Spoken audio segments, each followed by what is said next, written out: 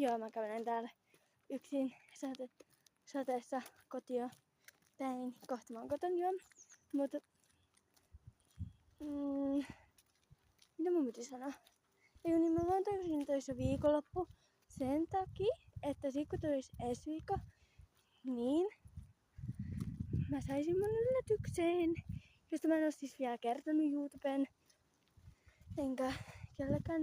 Ja no, mä voin sanoa vaan sen, että se on eläin.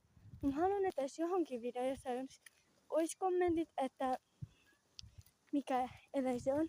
Että onko se hevonen, esimerkiksi hevonen vai pupu, kissa, koira vai mikä. Ei oo mikään vedenelävä koskaan. Joo. Mut joo, heittäkää johonkin videoon vaan arvaukset. Niin.